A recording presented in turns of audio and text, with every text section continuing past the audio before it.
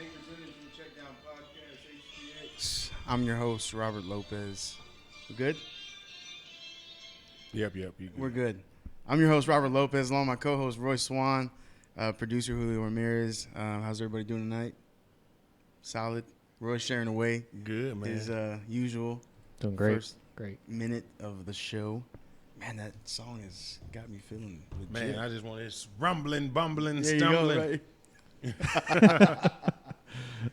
How's your weekend, Roy? Good, man. 2K, man. 2K champ?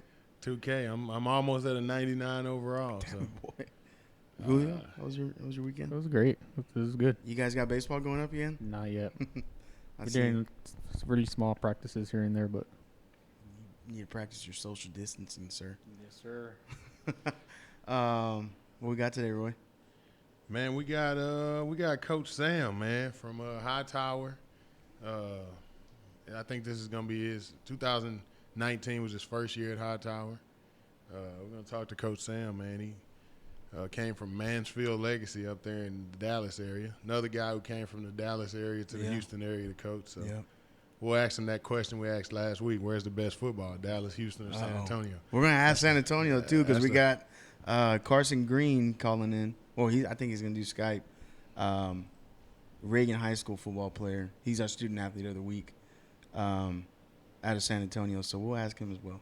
We got Jordan's take on where the best football is, and we'll get Dallas tonight and San Antonio. Another San Antonio person. We gotta expand, man. We can't just stay in the Houston area. So we gotta expand. I got one thing to say. What's up? This is our 20th episode. 20th episode. 20th episode. It's flown by, my man, and I've enjoyed every minute. 20 episodes. Real quick before we get into the show, one of our buddies, he was a guest on one of our recent shows, lost his father, Tristan Sanders. I know everybody knows who he is. Great person, literally on and off the field. Great coach, great person. I think I actually met him through you, if I'm not mistaken. Yeah. Great person. It's a difficult time. You know, bad things happen to great people. We want to send our condolences out to you, Tristan. You're in our thoughts and prayers, and it's tough right now. But as time goes on, it's always it gets easier. These times are always tough, man. There's nothing really right to say, but we're praying for you, Tristan, the whole Sanders family. I told Tristan, and it stands true, man. If you need anything, we're here for you, praying for you and the family. Rest in peace to your father. Definitely. So, we're going to get into is Coach ready or not yet? I told him we were calling him. Cool. They had that receiver they had at Hightower, Neville. Big kid, man. I saw him out there at Chaz's place one time. Huge.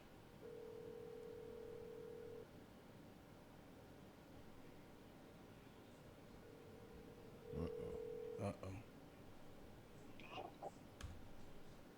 He's on. Hello? Hello? Coach Sam, Hey, how's it going? how you doing, How man? you doing, Coach? I'm good. Just sitting here chilling. Trying to live, right, with all everything going on? Yeah, just dealing with the corona, but it's all good. Man, Coach, so look, last week we asked somebody, knowing your background, I seen you came from Mansfield Legacy, and now you're down here in the Houston area. All right, this is the hot seat question. We're going to start it off with this one. Where's Okay. Hold on. Okay. I'm sorry. Where are you from originally? Let everybody know where I'm you're originally from. I'm originally from Lancaster, Texas. Okay. So it's up there. Okay, so Go ahead, Roy. I'm sorry to cut you off. So we might know what his answer is going to be. Yeah, I know it is. Where is the best football played? Dallas, San Antonio, or Houston? Austin? Austin? Can we add Austin in there? Austin, yeah, we forgot about Austin. Gotta put Austin in there. Oh, there you go. Okay. a good. That's a really good first question. Firing on all cylinders. I will say this, and some people may hate me for it, but um, it's kind of it's kind of what are you looking for when it comes to uh, in football? Um, I would say if you're looking for athleticism, Houston probably is the best place. I mean, Houston has more talent than probably overall than the Dallas area, and that's not a knock against those other three spots. I've never coached in Austin or San Antonio, but I will say um, the path to a state championship is harder in the Dallas area, if Okay. that makes sense. No, definitely. Because I mean, just because when it comes to the Dallas area, you not only have to make it out of Dallas, but you got to make it out of East Texas. Oh yeah, I didn't think of that. I didn't think of that. That's true. So that's why I say if you can make it out of Houston, you really just region when you break down the regions, Region 3 is essentially Houston. Uh, when regardless of the level, Region 2, like the Dallas area is Region 2 and Region 1. So you not only got to make it out of the Dallas area, but like if you're in Region 1, you got to make it out of West Texas, and if you're Region 2, you got to make it not only the Dallas area but East Texas as well. So that's why I say the path is harder in the Dallas area. I didn't look at it like that. That's a pretty good take. What do you think about that, Roy? I'm trying to think about. He's looking at me right now like I'm thinking. Because let's just look at North Shore. Let's break North Shore down, right? They played that whole Houston area, and then they had to play. Who was it first? Was it Lake Travis first? Lake Travis. Yeah, they play Lake Travis. And then you look at Shadow Creek, the team in your district. They played with Wagner first. San Antonio, yeah. Yeah. And then who did they play next? They definitely did.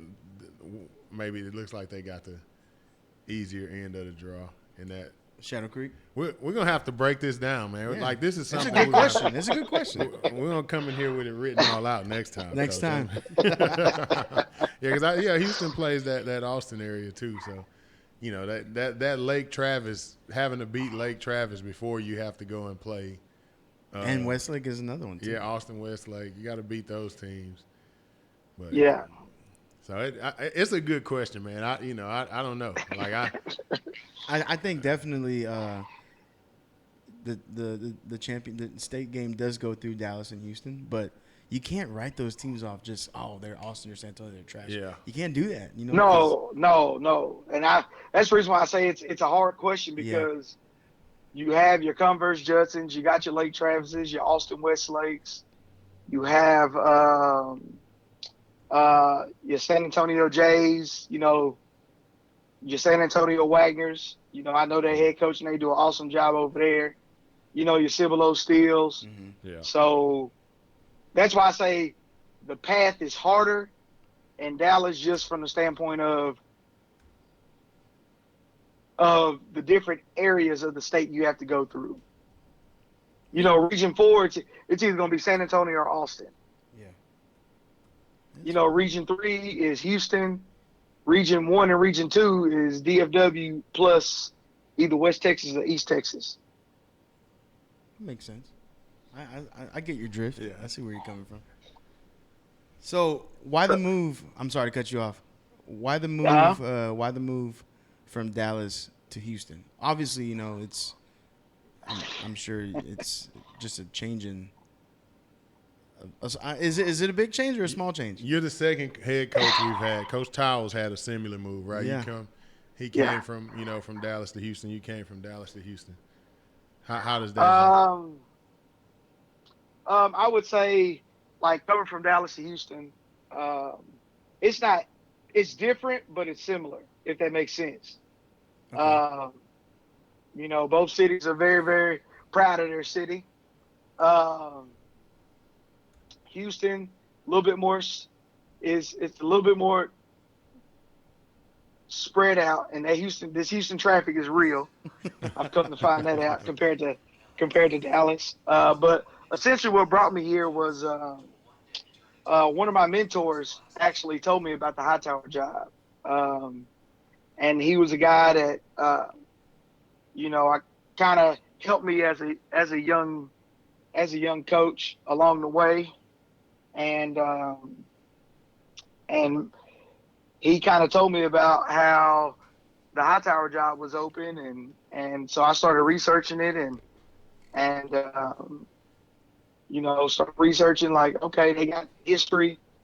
It's a great community. It's kind of the community I grew up. It's actually very similar to what I grew up in at Lancaster, where Hightower's kind of got its suburban side, but it's also got a little countryside to it. So I was definitely fond of that.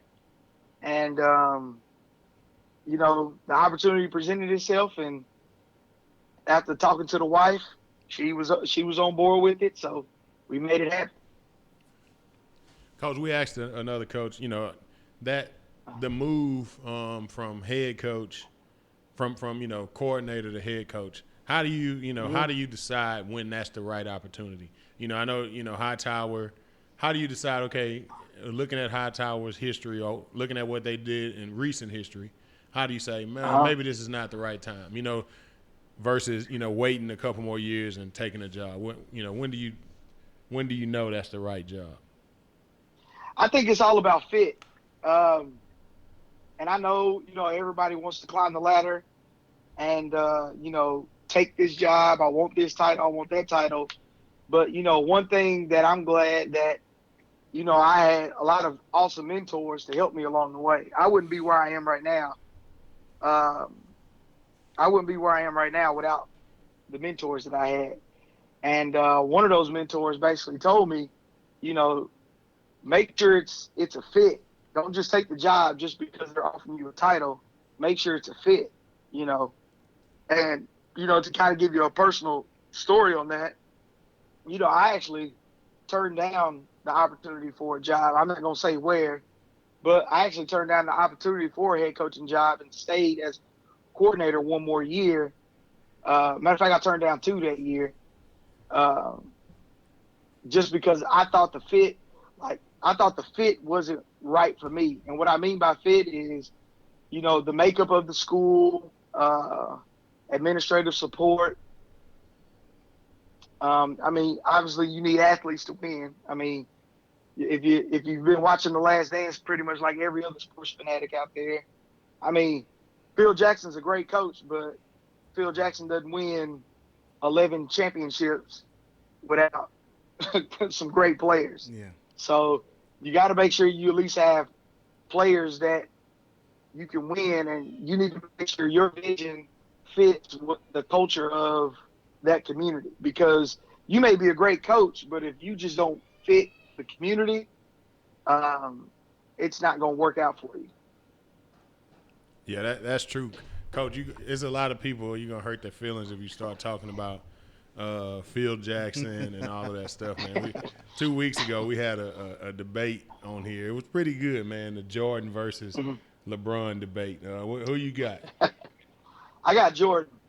That's to me, it's a no-brainer. Obviously, I think LeBron's a great player. Don't get me wrong. Of course. How old are you, Coach?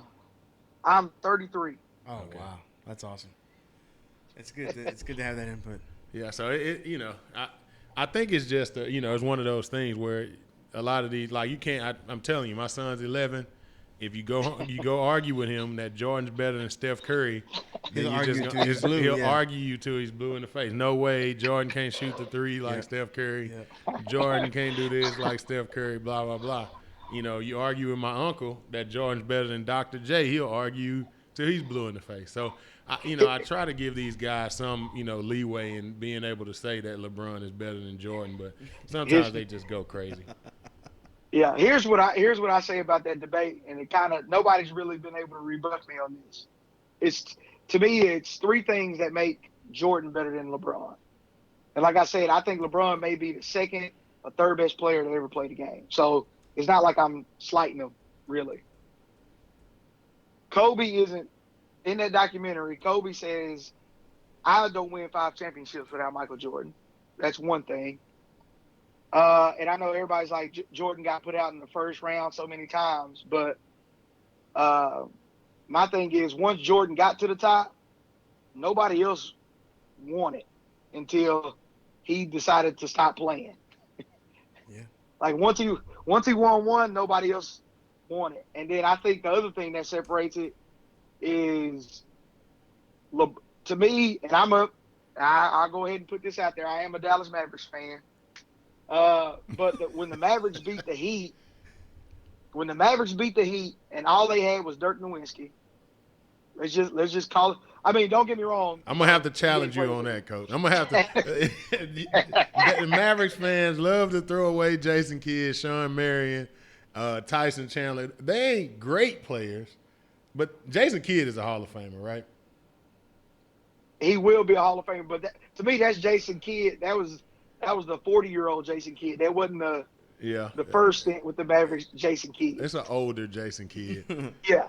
But you had a bunch of role players. Like you kind of had a similar team to like when Kobe and Paul Gasol. They didn't have you didn't have a second superstar. No way. I'll give you this. No way that team should beat D Wade, LeBron, and Chris Bosh. No way that team should beat that team. So I can give you that. I just don't know. I can't. When I look at that team, they just showed that game on ESPN, by the way, game 2, when the Mavs came back down 11 with like 3 minutes left. That's your GOAT. That's the people's GOAT. But but the fact that he lost that finals when him, Wade, and Bosh are in their prime says a lot to me. Yes, I would totally agree with you.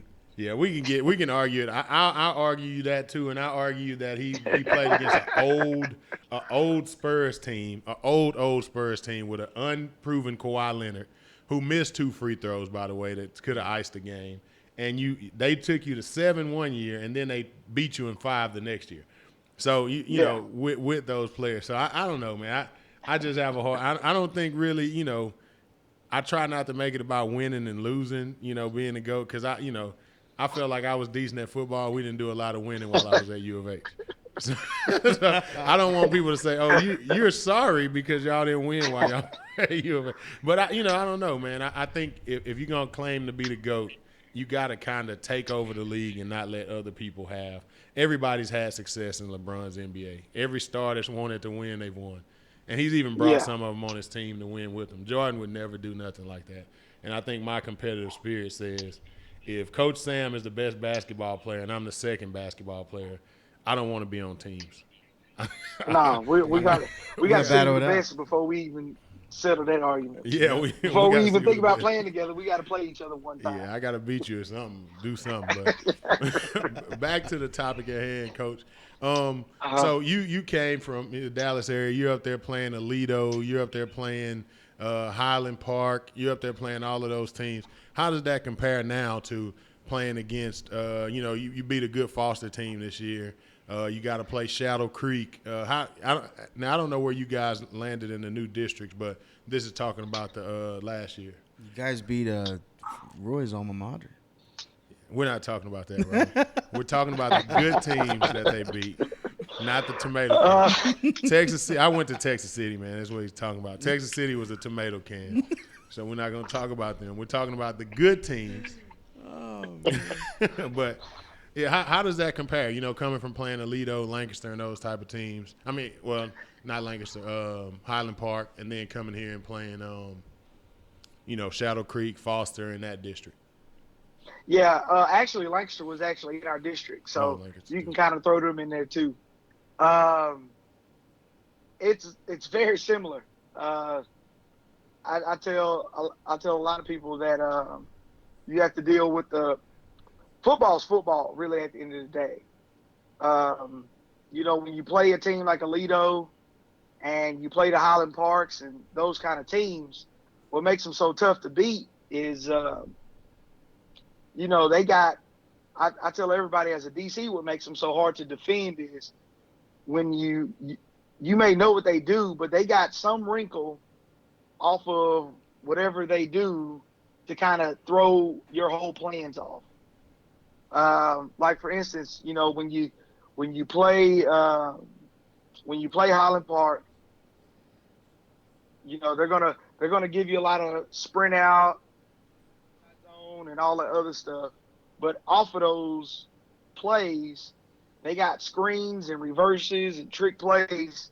And to your kids, it's all gonna look like the same play starting out. They just got those little wrinkles that make it tough. Um, Here in the Houston area, Sean McDowell does a really good job with his team. Um, Brad Butler. I think even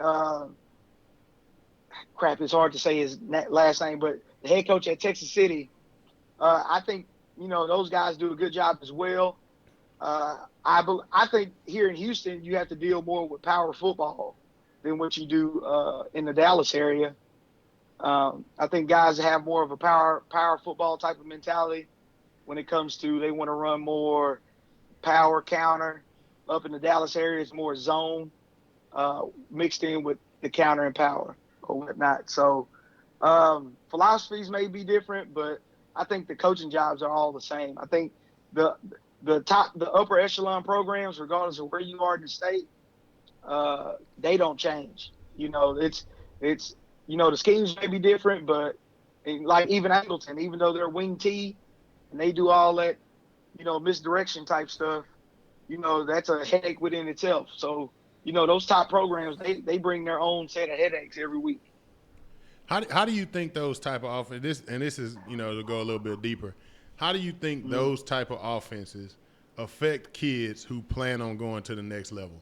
Like Wagner, they run that triple option type stuff, right? That's some kind of option. I don't know what it is. But how do you think that affects a kid who lives in San Antonio and might have all the skill set to be the next big wide receiver, and he's zoned to that school? How do you think that affects those kids? I don't think it really affects them because, the great thing about high school football, and I even know that coach at Wagner, kind of one of the funny stories, me and him have sat down and talked with each other as when I got this job, he kind of reached out to me and things that he told when he first took the job, they were spread at Wagner and they were spread and throwing it around the yard and it didn't work. And so, as the thing about being a high school coach that's different than being a college coach is that you don't really get to choose what kids come to you.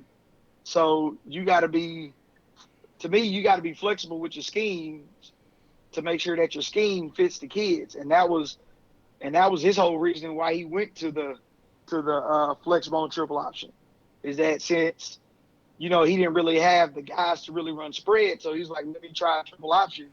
And he's had a lot of success doing that.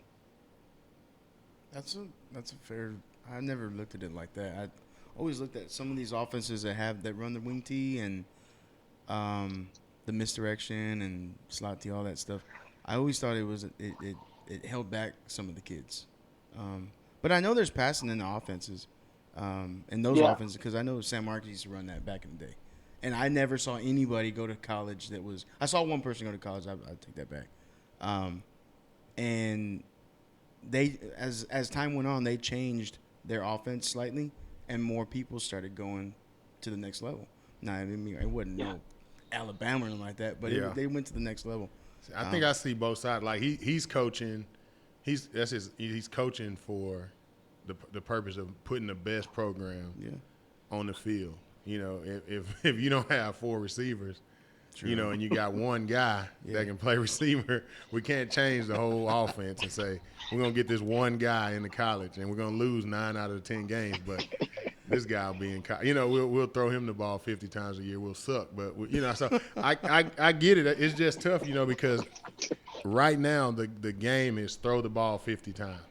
So anybody who doesn't do that is kind of looked at like, well, what are you doing? Yeah. That's the game from. We coach a lot of Little League football, and they're even trying to make that the game in Little League, right? That's the game, right? Throw the ball as much as you can, and don't run. Now, me, I haven't bought into that yet. I haven't bought into throw the ball all. I think you gotta establish the run and run first. But you know, you got to find a way to run within a pass game. You know, you got to be able to do what you just told us, like show you a play, and I can be able to run out of it. I can pass out of it. I can run a screen out of it. You know, I can run everything out of this same formation, but I can still get my, you know, do what I want to do. Basically, what kind of offense do you guys run at Hightower? We're a spread team, kind of a power spread. We believe in running, you know, zone read, getting the ball out quick to our athletes, and allowing them to make plays. You know, we're fortunate to have those kind of kids where we are. So, you know, if I didn't have a bunch of athletes to where I could get the ball out to them in space, you know, I would want to go to maybe a flex bone or the KDI, you know, where we're going to feature, or we're going to basically feature this one back, and because he's the best athlete we got. So I think all offenses work. I think it's really about just making sure that whatever you do fits your kids. Yeah. You guys have a nice little receiver down there at Hightower, Latrell, right? Yeah, he's all right. He's all right, right. right? He's all right. He's all right. I seen him at a place where he goes to work out, and I didn't know who he was at first, and I had a couple of the dads tell me about him, and so I looked him up a little bit, and then I realized he was at Hightower, and then when Roy told me we were getting you on, I was like, all right, I'm gonna talk about Latrell and see how good Latrell is and how much he impacts his offense. The thing about Latrell, it's a funny story.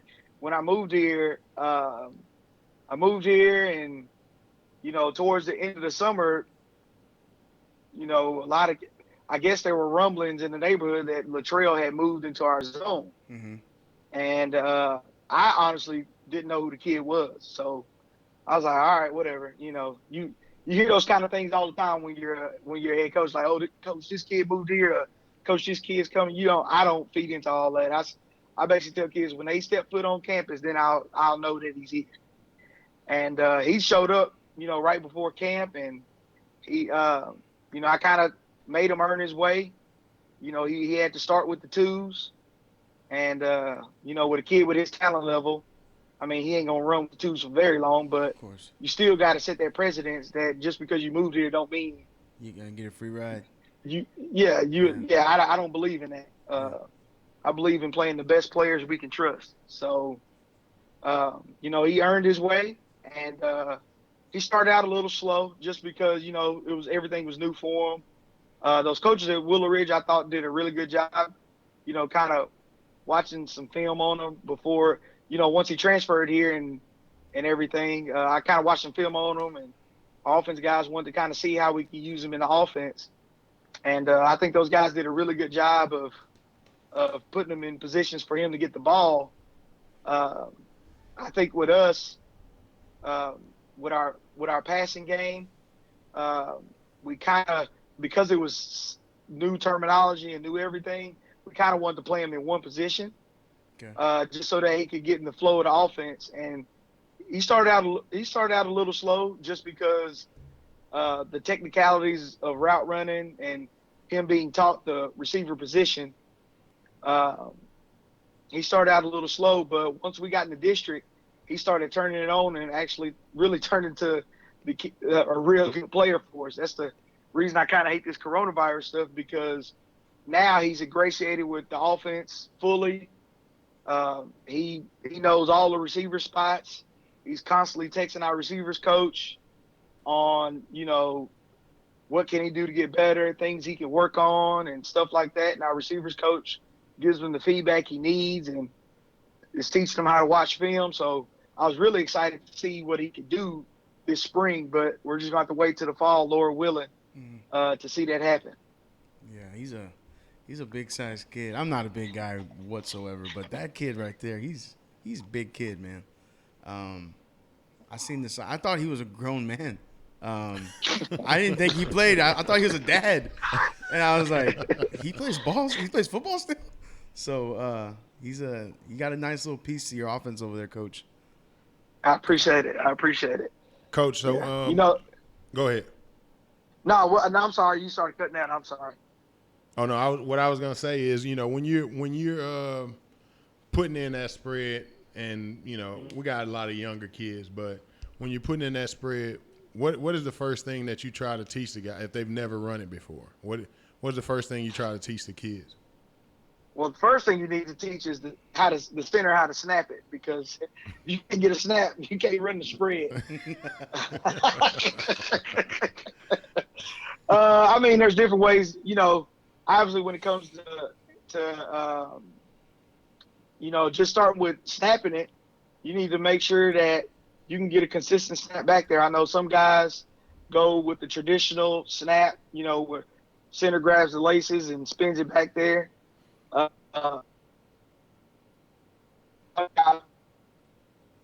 Middle school coach, because I started out in the middle school, I would teach the dead snap to kids. So because they had smaller hands and it was you could stay accurate.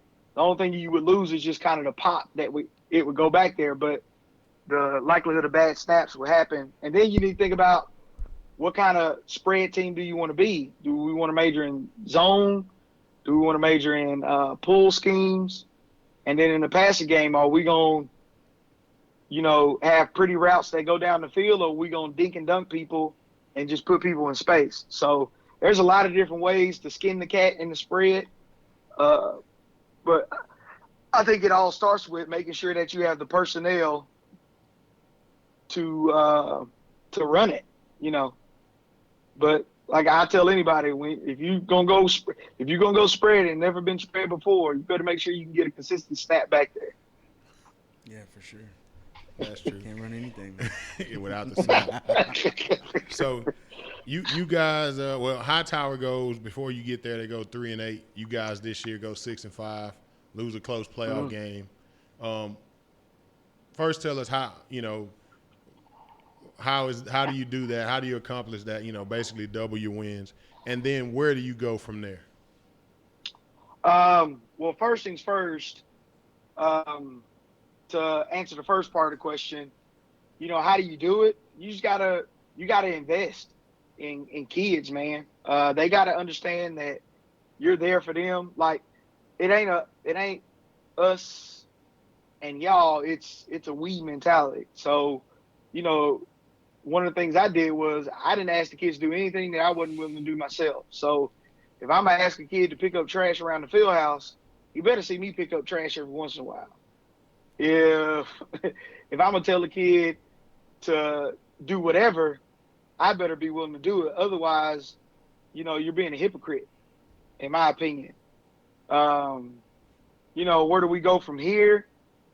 You just build. You just continue to build. I think you can't ever be satisfied, because there's some things that, I even learned as a first year head coach that I probably won't do again.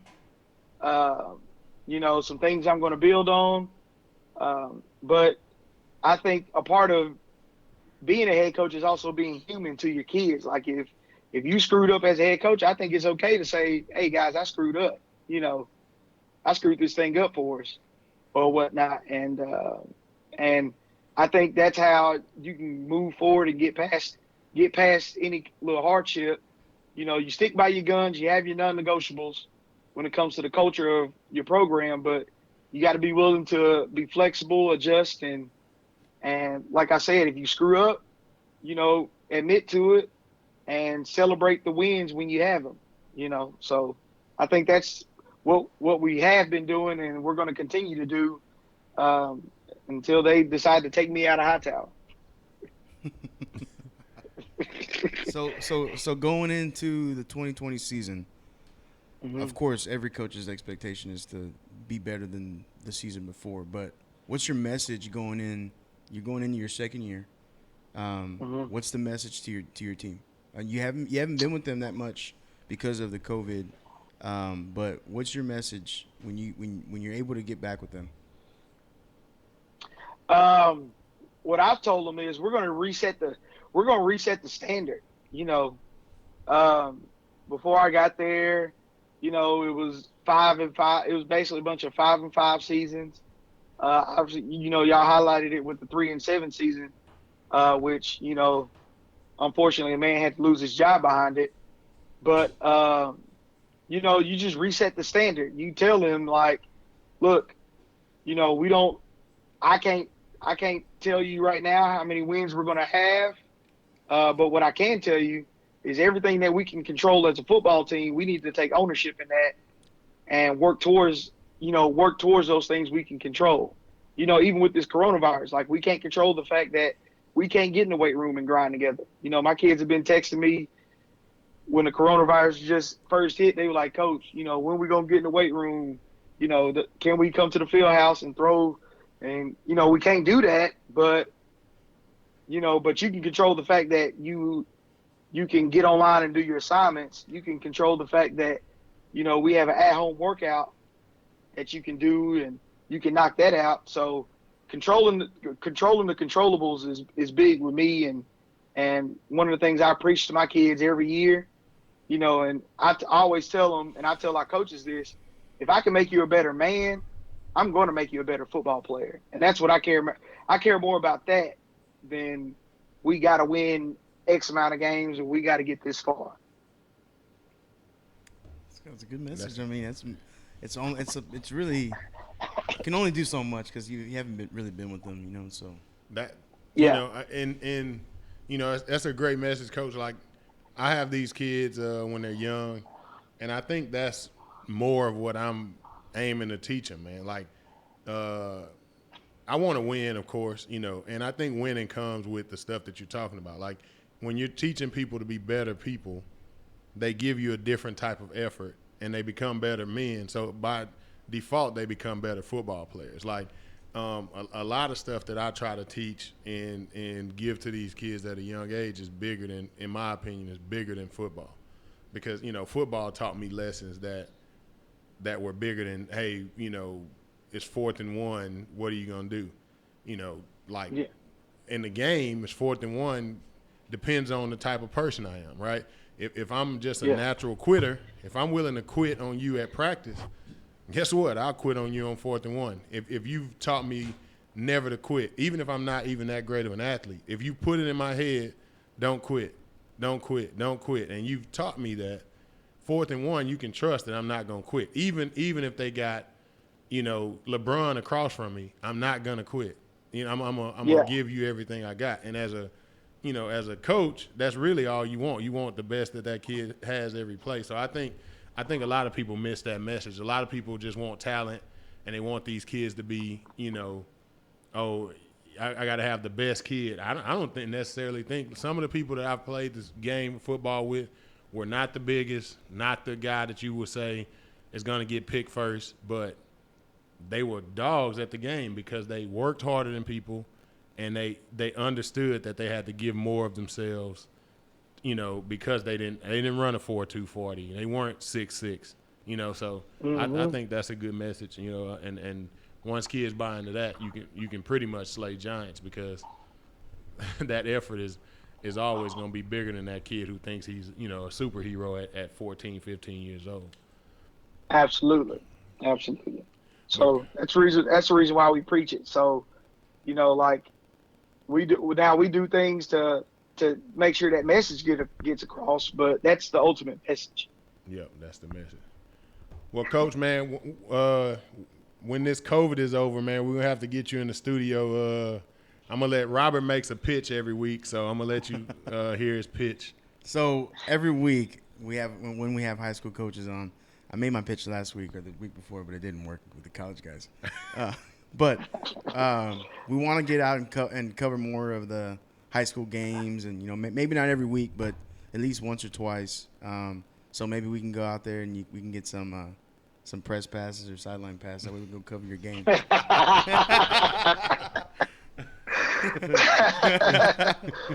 Oh man, that was. Hey, I like the way you threw that. Hey, call me, email me, and maybe we can see what we can do to help y'all out. I'm not gonna sit here and guarantee anything. For sure. There's certain channels I got to go through in order for that to happen. But of course, you never know what can happen. If the worst thing one thing my grandpa always told me is that the worst thing they can tell you is no. So once you realize that, You can ask for the moon and the stars. That don't mean they got to give it to you. I think this is week 20, Coach. You're on our 20th episode, and I'd say we probably had about 16, 17 coaches. Yeah. Coach K from North Shore is the only one who basically flat out told us no. Yeah, seriously.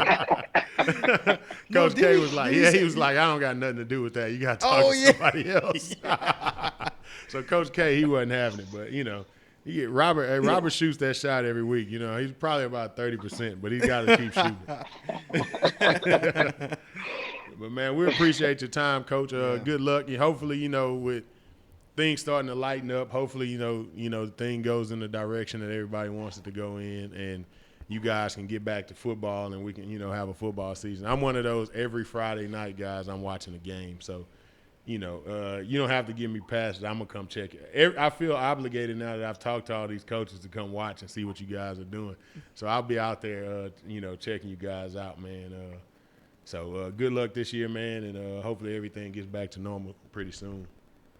Yeah, appreciate you guys for having me on, and hopefully you guys come out and we can put on a product definitely worth coming to see. So Definitely. Go Canes. Yes, sir. Yes, sir. Have a good night. We appreciate your time, bud. We'll talk to you soon. All right, same here. Yes, sir. All right. Bye-bye. I didn't realize they were the Hurricanes like us, man. Hurricanes. I forgot they were the Hurricanes. Yeah. I remember seeing that. It was about 8 years ago. I think they were in the state championship. Was it 8 years ago? I don't know. I'm going to look that up. That was a good interview, though, man. So his answer to the where's the best football played, that was different. It wasn't straight on Dallas. I thought he was going to say Dallas. Yeah. But he did say, it's harder. I didn't think about that, but he really danced all around it and said Houston.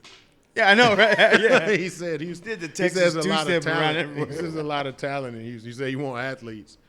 But it's so spread out. Like it's so spread out. I do think that some of these offenses are. I don't necessarily say they hurt kids, but kids are leaving programs because of the offense that you run. Yes. So you might be able to run that offense. You might be able to run it great, but you're gonna lose out on kids because those kids think and those parents think that this offense makes me a college star. So let me ask you a question. Okay, you got RJ and Royce. So if Royce grows up and he's just dominant receiver, okay? Yeah. And your school you're zoned to is not a throwing offense. You sending him to that school? No, I'm not. Yeah, It's I just agree. not happening. I agree. Yeah, I agree. I'm I mean, I understand his taking it because some schools are like that. I think it's defensively too. If you got a kid that's a dominant 3 technique, right? Mm-hmm. You don't send them to a 3-4 defense. Yeah. You don't send them to go play end. You know what I'm saying? You don't send him to go have to play nose guard the whole time. Yeah. You send him somewhere where he can go play 3 technique. Or and a lot of people don't understand the difference in between a 3 technique and a nose guard. Okay, so let's talk about it. Like nose guard types are kids that are going to be built like bowling balls, same as 1 techniques. They're a big kid, and they can put pressure on that center in the 2A gaps. You want a kid that can apply pressure into those 2A gaps by himself. Like you're not. And I've seen a lot of high school teams. They go with a smaller guy, quick, fast. He can get pressure on the A gaps quick. That's what you want from a nose guard. So your 6'4", 250 or 275 kid, your Richard Seymour is not going to necessarily be. He's a great defensive tackle, but you want to put him, on the guards so he can play. He can play both ways. You don't want, like Vince Wilfork be a great nose guard type player. That's the difference in the 2 kids. You got a player like Vince Wilfork, you can put him on the center and you can let him pick a direction. He's going to give both of those people hell both ways. They're not going to move him too far off the ball. He can hold his own in the middle of that defense. Were you a defensive tackle on defense? Yeah. So I played mostly 3 technique. I didn't play. We at Texas City we went with the small, like what I talked about. We went with the small kid. We didn't have the big kid at nose guard. We had little 5'7", 5'8", 160-pound dudes, strong dudes on our team That would shoot through the gap. shoot through the gap before you could ever you can get through the gaps and they can't block Yeah. you. You know, they were You're quick. Too quick, yeah. So you know. My thing is, like I said, I know that everything runs through Houston and Dallas. It's just I don't see how people are so quick to write off the other. Not saying to the El Paso or anything like or Corpus. I'm not saying they have a chance. I'm saying Austin and San Antonio, you can't write those teams off. You can't write, and not all of them. Just certain. When is the last time certain somebody from El Paso has won anything? Or maybe they're 2A or whatever. No, there's some schools that are big over there. Okay, Yeah. when have they won it? Won what? A state championship? I don't think ever, man. I don't think ever at all. Like all the way to the bottom, all the way to the left. I'm sure if we looked up the last 30 state championships, they're from Austin, San Antonio, Houston, or Dallas. Yeah. Or Somewhere. a suburb. Yeah, somebody tell us. Y'all go through it. Find me a El Paso powerhouse. I'm looking for 'em. Or I know Corpus is the Cal Allen team. Now. Oh my God. No. I'm saying I know they have one. Like, but I think it was a long time ago. They are always. Like So that's 40 another years area. ago. That's another area that Houston has to deal with. Yeah, but The once they come Corpus. up here, they just hit a wall. Yeah, that's the. No, you know. I agree with that. Corpus Christi, Cal Allen. They make a lot of noise, man, coming up here, and then it's like. They run into a brick wall. And I'm not saying anything bad. It's just, it's tough, man. It's tough dealing with Houston and Dallas, and it's tough. What I got to give them is that they try to prepare their kid. Like Corpus, they're always having tournaments. The dude from the FAR tournament has called me twice in the last 2 days. Seeing if y'all are going to go back. I don't know what he wants. I talked to him for a little bit yesterday, and today I was busy. But he's calling me in May, and it's Corona time, and we don't even know if we're going to have a We're season. on Corona time right now. He's calling me to talk about postseason football tournaments. Yeah. He wants to make his kids better. He knows that playing against us makes his kids It's better. the future, man. He knows that. So he doesn't want his kids to get 15, 16 years old, and this is the first time they've seen these type of athletes. Yeah. You know, so I commend them. They play together year round, which makes it harder. On these ages, it's harder for us to throw a team together and go down there and beat them. Yeah. If it's not put together right, because they've been playing together. They got audibles in place. They got all of that stuff in place. I learned that when we went to that tournament in Corpus with our 12U. That that team was better.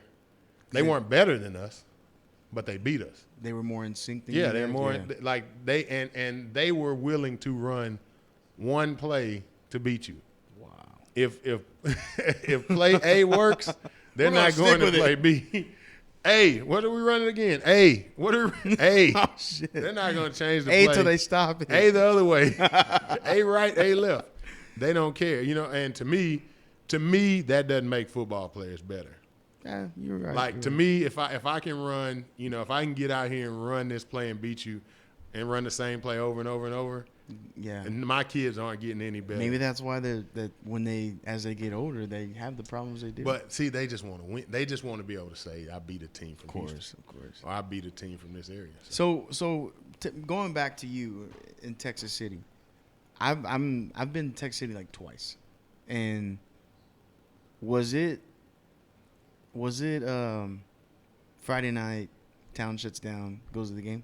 Was it like that over there? I don't know what it was like for everybody else. For me, it was like that. Like I'm talking about like as the residents in your town. Yeah, the stadium was packed on Friday nights when I was in Texas City, and this is from when I'm saying like 7th grade. When I was in 7th grade, all the way up to I graduated. When I would look when we played Lamarck, they had to put extra bleachers in the stadium. Yeah. So when I would look up there wouldn't seem to be a seat in the house. Like it was a packed house. Jam packed. Yeah. And see, that's what I grew up on. Like I went to 2 small schools. I went to San Marcos and I went to Navarro High School. And as I was growing up, that's how San Marcos was. They were badass. Like within the season, went district here and there. But Smithson Valley was always their kryptonite. Like, they would rock all season long. But once they ventured out into the bigger areas, dude, it wasn't even a game. Dude, so you know how we've been talking about like the LeBron Jordan thing. That Texas City team that came before us, by far they had way more, like they had more talent and they had more success. Because when they were sophomores, they were good. When they were juniors, they were good. And when they were seniors, they finally won the state championship. Yeah. You know, like they were going deeper into the state. My personal favorite year, I think in 95, they were still in 95, they were in 5A, and they lost on penetrations. Oh, so they lost on who got deeper, who got no homo. I don't know where we need to go with that. I don't know if that's homo. I love it. They lost on who got the most yards. I don't know. That's a close call. Throw the flag on that one. That's a close call. So they got, they lost on yards, okay? Losing on penetration, that sounds like a terrible thing. Like, I lost because I penetrated you more. I won because I lost because you penetrated me more. What? That was a weird way of putting things. Oh, man. They gained more yards. How about that? Yeah, they gained more yards. That's all they had to say was this team gained more yards, okay? Yeah. So they lost to Humble, and they were 5A. And Humble had David Boston at the time. So Humble was pretty good. So then the next year we dropped to 4A. A lot of people are like, oh, Texas is just 4A. Well, they dropped to 4A. And they didn't win. They lost a real close game to Hayes Consolidated. Yeah, they lost to Hayes Consolidated. And they probably should have won the state championship that year, in my opinion. Damn. I don't know what happened. Bob Shelton. They lost to Hayes. And then the next year they win the state championship. But it's that type of stuff that they want to, that they rest their hats on and say, oh, we're better than y'all because we did this, this, and this. But it's like, all of those years don't matter. The only year that matters is, the year that we actually both won. Nothing before that matters and nothing after that. I grew up, like Friday nights. It was like Thursday, Wednesday, everybody's getting ready for the game. Yep. Thursday is sub-varsity, of course. And then Friday nights, it was like, why even go to school? We had pep rallies and all that shit. And I mean, of course, I wasn't in high school yet, but we would get to go sometimes to these pep rallies. And Friday night was just straight Bobcat Stadium. I'm sure Kenny remembers it because he was there when it was – the town would shut down, dude. Like, not completely, but I'd say 85%. Yeah, I think that's how it is. Like, that's how it was in Texas City. That's why it's so hard for me to go back and watch a game and nobody's there, nobody's cheering, they're losing. It's not even – it's a shell of the place that, where I used to be. But, hopefully they can come back, man. I think, I don't think that the coaches that are there, and this is not these coaches, this is just since I left, have done a great job of keeping alumni around there. Like, you got some people, like EJ. Like, EJ, he went to the Cowboys and shit. Like, you would think that when you come back to Texas City, at least somebody like him, he would have a picture somewhere. Yeah. They don't have that? Somebody, like even the foreman, like I didn't see it. Maybe it's somewhere. But that he's just left. You right? You would think that, you got a kid, set the rushing record, got all of these accolades. There should be something representing to represent him. Now, maybe it's there. Y'all tell me if I'm wrong, but I didn't see it. Yeah. Are you guys not featured or anywhere there? No. Well, they have like words. It says 97, 99 state champion. But you got players from that city. And I don't know how they do it at other cities, but I think there's places that people go back to, and there's like, that's how it is in San Marcos, and that's how it is at the high school I graduated from, and that's how it is. I would imagine that like Steele and all that. It's just I think is because like I don't think everybody's gone through that small town shut down Friday night because the varsity football team's playing. I don't think everybody's gone through that. I'm sure there's some people here that have gone through it. It's just those towns and that experience, dude, is like that's like no other, man. Yeah, when we went to the state championship, they had a banner on the highway on the little road when you cross out of Tech City. Like, good luck or whatever. No, it said last one out, shut out the lights. Yeah, stuff like that. Like, Yeah, that's so- awesome, man. Well, you know, it was a close knit city. I don't know why it's different now, you know, but it's a lot different. Yeah. Maybe the football is just not as good. Now we're in privilege. No, not yet. Now we're in. Now you're in privilege land. Right? Yeah, now I'm in privileged land, man. What's up with Pearland? Me, man? me and Chaz talked about. Me and Chaz had this conversation. Well, did he say that on here? Pearland didn't choose us. Yeah, we chose Pearland or something. Hey, no, we didn't choose Pearland. Pearland chose chose yeah, us. you go. Pearland needed us, man. I think we're gonna do good things in this area. We'll see how it goes. Yeah, man. we'll see how it goes. I think we'll see a lot of kids. This All-Star game is sloppy, It dude. is, man. I've been kind of paying attention, but look at the stars in this game, man. Dude, and they said that Jordan played nobody, dude. Like, this is Dude. crazy. Like, this is, I don't know, if you're at home right now, turn on ESPN. You got generational stars on this. Oh my God. God, Jordan, Look, he's clowning with him. Jordan is the GOAT, dude. He just used Kobe and then shot over David Robinson. Yeah, it's But he unreal. didn't play anybody. You got to be kidding me. Look at all these stars in this game. Man. Oh, Kobe tried to come back and didn't.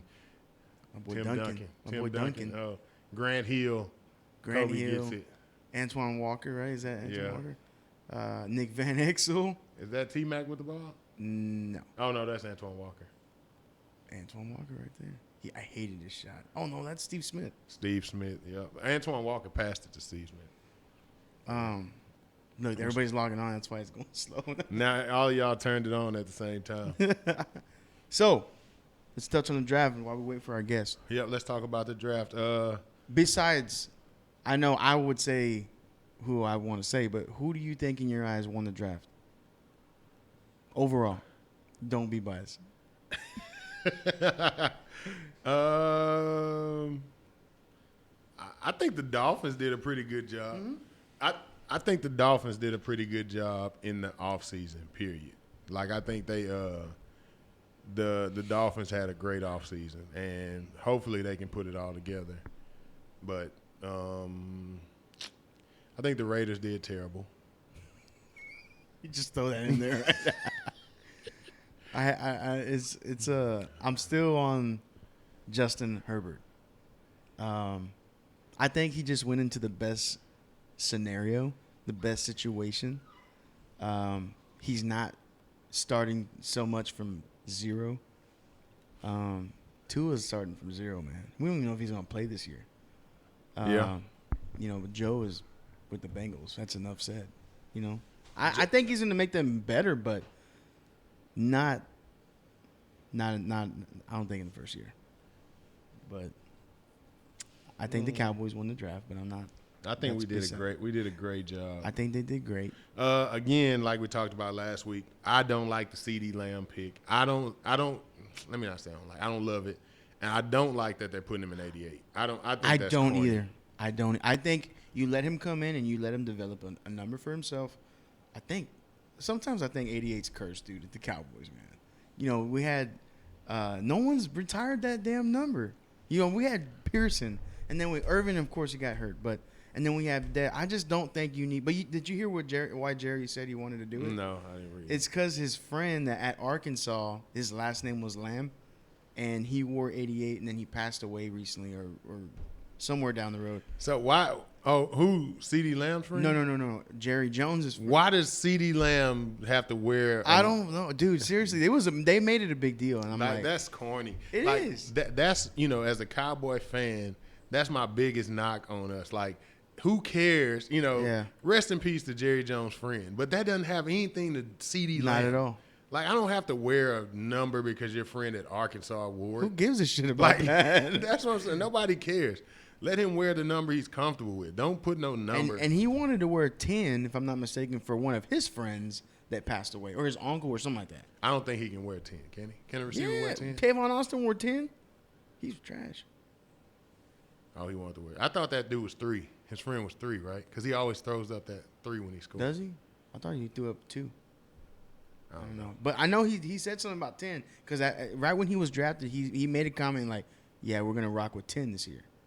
So I don't know, but I just think it's the way I saw it. It was like, dude, you just got a playmaker.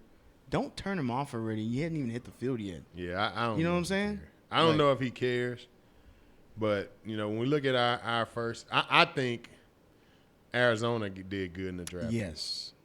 I think Arizona. Did Kyler's a gonna good get job. some. I think this year they're gonna be in the running to win that division. Isaiah Simmons is a ball player. I don't know where you play him though. I don't know where you play him. When he got drafted, they said he's the best. He's the best coverage guy. He's the best nickel corner. He's the best. He's the second best rusher. He's the best linebacker.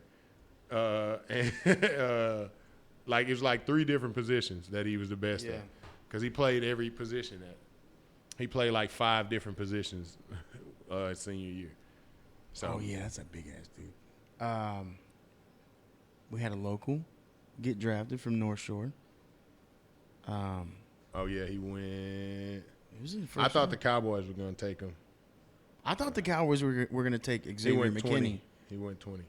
I thought they would take McKinney because I didn't think Lamb was going to be. I thought the Yeah. Raiders were going to pick Lamb. See, if we take McKinney, now you look at the draft, we take McKinney, and somebody took McKinney at 36, we look dumb as hell. Yeah, dude. We take McKinney, like, CD Lamb, if we don't take him, We get he's major probably, backlash. yeah, he's dude. probably going the next 2 picks. Yeah. I wonder if the Raiders would have been crazy enough to take Judy and Lamb, because the Raiders had Oh, 2 no, picks. I don't doubt it. They had 2 They picks want to after win, us. bro. They're going to Vegas. They want to win. They want to build that fan base up again. Because at the end of the day, they're trash. Oh, big talk of the town. Big talk of the town. Yeah. Signing, who do we sign? Signing the Red Rocket or whatever the hell they call him. Andy okay, Dalton. Yeah. You love it or hate it? So I love it because I never said that he's gonna go in and automatically take Dak's spot, but they have to have some insurance because Dak hasn't signed any of his Bingo. what is he called? The franchise tag. He hasn't signed anything. He wants all this money, and I understand, but you gotta prove yourself. You've won 1 playoff game, is that correct? Maybe. 1. I don't know. Against the Seahawks. This is my thing about. We beat the Seahawks twice, right? We beat them 2 times, didn't we? No, I don't know. Maybe 1. I don't know.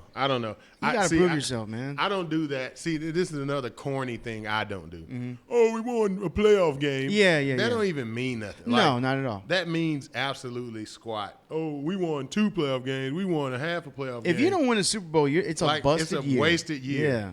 So you go and win 1 playoff game, and you make it to the playoffs, and like this year, it's going to be a lot of tomato cans because they're adding a team to the playoffs. Yeah.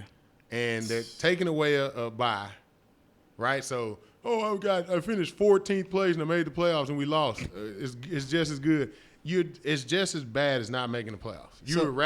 I would rather not make the playoffs than be the tank for the last draft, seed. yeah. Yeah, that's So this year we got CD Lamb. Okay, they got the damn spotlight on him already about the number. He is a playmaker.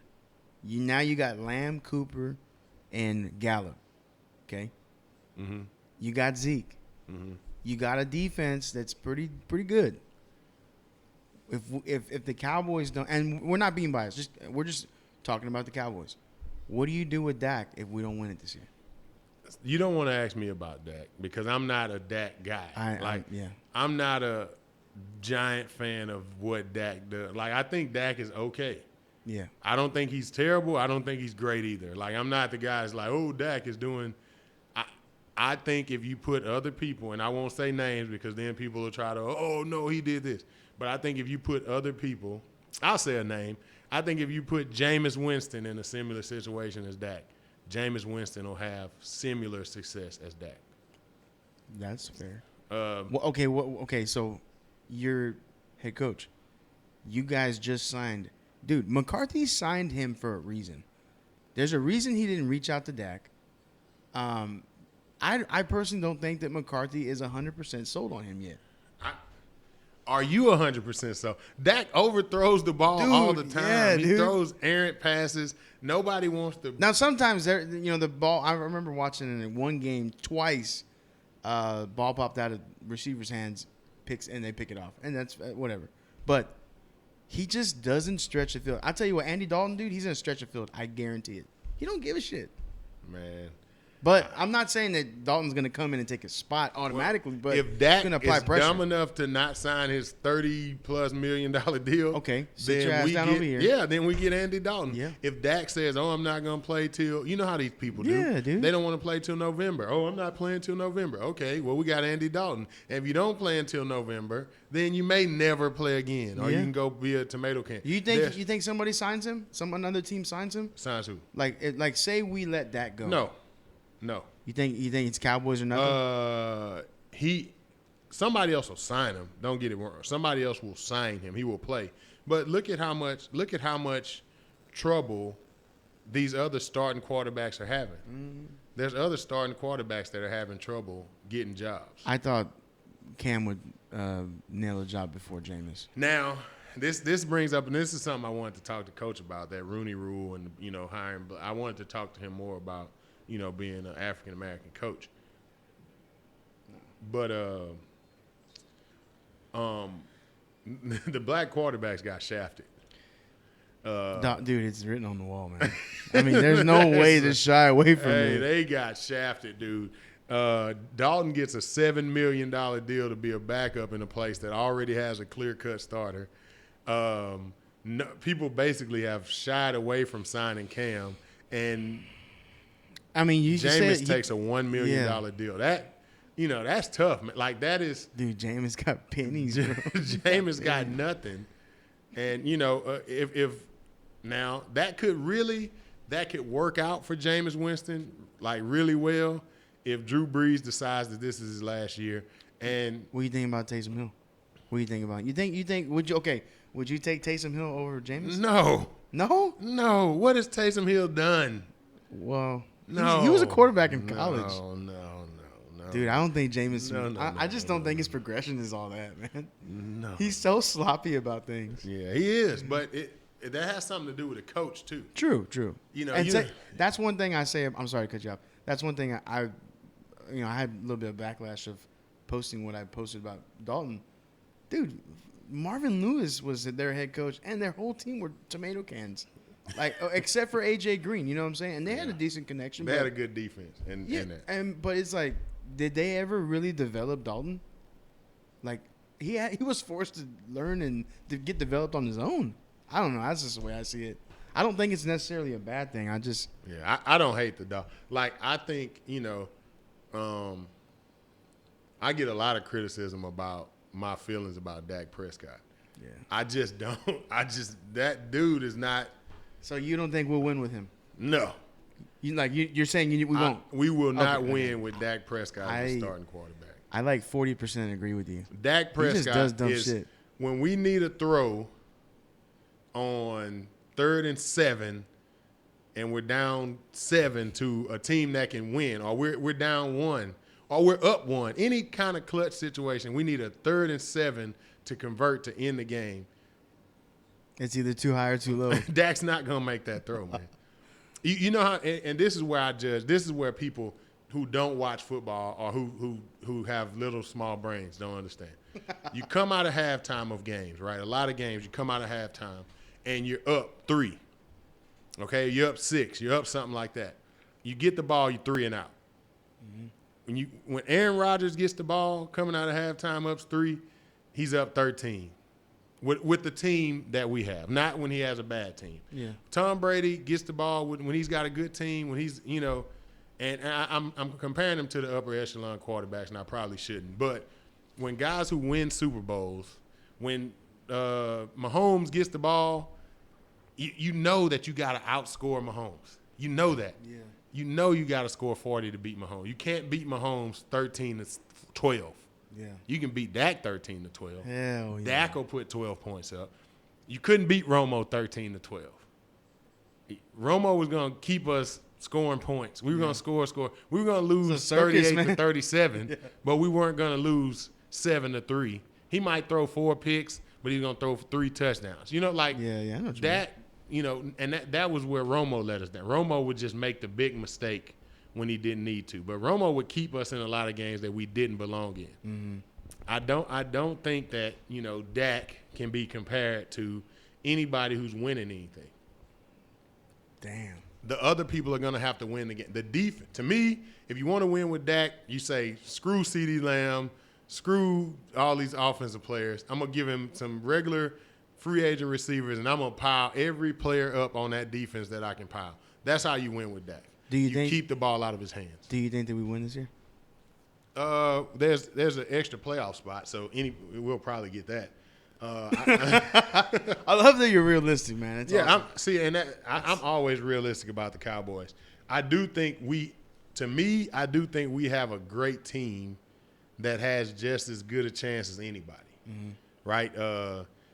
Everybody's making it like Tom Brady going to this team is going to make them just that much. Oh, they're just going to be great. Tom Brady's an old man, and he will look like an old man at sometimes. Yeah. They're gonna have some nice receivers. And all of that stuff is going to be a great team, but Tom Brady's going to look like an old man. When the game gets on the line, I would rather have Tom Brady in a close game. Tom Brady's going to probably help you out, but in a game that in a shootout, I want a young gun, man. I want a young gun. I don't want Brady. I want the guy who can put it down the field, and I don't want the guy who's going to dink and dunk all game. So if we have a busted year, do you draft a quarterback next year, or do you look for a free agent? I just keep Andy Dalton. As simple as that. I re-sign Andy Dalton because I can get him for cheap, and at this point, there's nothing to lose. Yeah. Because I'm not paying a quarterback $30 million. I can pay Andy Dalton $10 million next year and use $20 million on my defense. Yeah. Me personally, I don't ever pay unless it's a generational first pick type of guys, unless it's Mahomes or one of those guys, I'm not personally paying a quarterback at this day and age in the NFL. Yeah, they're so replaceable, man. I'm not. There's too many people. There's too many quarterbacks that are being successful that are terrible, that are going to Super Bowls that aren't that good. Look at San Francisco. San Francisco just went to the Super Bowl with a tomato can, and I'm sorry, that dude. He got paid because he was on Belichick's team. Yeah. If he would have been drafted anywhere else or been on any other team, if he'd have been a backup for the Jaguars, he wouldn't be getting paid right now. He's getting paid because he was Belichick's backup. Brady's backup. Speaking of Mahomes and quarterbacks, did you catch the Alex Smith Project 11? You didn't watch that? You need to watch that, man. Is it about him coming back? It's about his injury and how, dude. It's graphic. I watched it with my wife. She was like, I don't know why I let Jaren play. I was like, what? Get out of here, man. No, it was bad though. There was a point in time he was fighting for his life. He was almost in septic shock because he got an infection within his he broke his forgot what it was, but his tibia and fibula or whatever. It was bad. You need to watch that when you have time. It's like 40 minutes. It's a good little documentary or whatever you want to call it. But why don't people consider Russell Wilson the best quarterback in the NFL?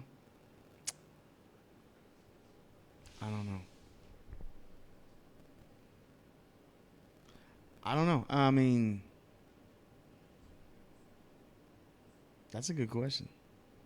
Do you think he's one of the elite quarterbacks in the league? Russell Wilson? Do you think? Yeah. I could agree with that. Russell Wilson. Why do you think he's not? I don't think. I feel like people put like Phillip Rivers over him. I feel like they put a lot of people over him. Russell Wilson does a whole bunch with a little of nothing. Yeah. And I think I don't think now this is one of those I don't think it's a race thing. I think Russell Wilson kind of has the Obama effect. Like he's black, but he's not really black. Like in the eyes of people, right? So I think he gets a pass in that regard. I don't think he gets. I don't know. Maybe I'm off base, but I don't know why people don't consider Russell Wilson one of the better quarterbacks, like one of the I'm sorry. We're reading. Yeah, these we're messages. reading Sorry about that. messages. Sorry, guys, but yeah, I don't know, You're man. good. I think another guy you're not gonna win with, Lamar Jackson. Not gonna win. He's with him. one solid hit away Not from gonna- going down. Not gonna win with him. You'll look beautiful losing with him. And like just the way they did this past season, they looked Yeah. great. They looked like they were the team to beat, unstoppable, great player. But if you can't throw the ball, man, that's a problem. That's a huge problem. You know what I'm saying? you put back there to throw the ball. I'd You rather can't have throw a the ball. pocket passer and it's kind of slow. I mean, it's somewhat slow than have a running back there. Yeah, He's- you're not gonna win with Lamar Jackson. Yeah, he's a good player though, man. He's Let me It's Lamar stop. Let me Jackson. say not. Let me not say you're not gonna win. Like today, I don't think with the way he is today, you don't win the Yeah. Super Bowl with him. no. Like You're gonna win a lot of games. yeah, You're you gonna don't look win good. a lot of games. But somebody said Russell Wilson is one of the best QBs, but not the best. It's because Mahomes is the best. Mahomes is the best. What was it? quarterback. I didn't see. I'm not on that feed. Oh, it says Russell Wilson is one of the best, but he's not the best. I mean, yeah. I mean, I don't think realistically, I don't think Dak's top 10. I don't think so either. I don't. I think he's maybe top he's 10. top 20. I think Russell. But there's only Wilson's 32 top 3. teams. You gonna pay a top 20? Okay, so you want to name them right now? Man, okay. Next show, we'll have. Well, Yeah, we can do it let's now. map it out. We can do it now if you want. We got time. Our guest isn't ready yet. What is our guest doing? He's a high school kid. What is he doing? He's a busy man, At bro. 9:40, man. What is he doing in 9:40 at Corona time? That's what we're gonna have to Corona ask. time. It's Corona time, dude. Show's Oh, almost man. over. Yeah. 9:30 is like the 7:30 in Corona time. There you go. Just 10 minutes late. It's like 30's the new 40's the new 30. Yeah. Okay, ranking quarterbacks 32 to worst. Okay, I'm gonna tell you who the worst is. Okay, can I Mitch guess? Trubisky is the Okay, worst. I wasn't gonna say him, but okay. Who do you got as the worst? I was gonna say Jaguars quarterback. Gardner Minshew. That guy's terrible, dude. He had like one good game and And now they've traded their whole life away for him, for a new quarterback. Okay, shit. number one quarterback in the league. Who you got? I will go with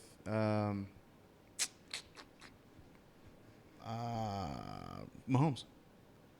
I'm going Pat Mahomes too.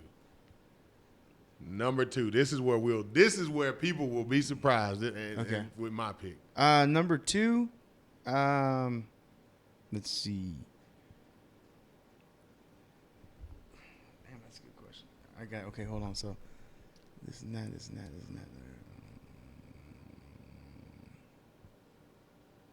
We're gonna have dead silence right now. I'm going Deshaun Watson. I was thinking about that. I didn't want to catch any flack. I would say Deshaun is top 3, definitely.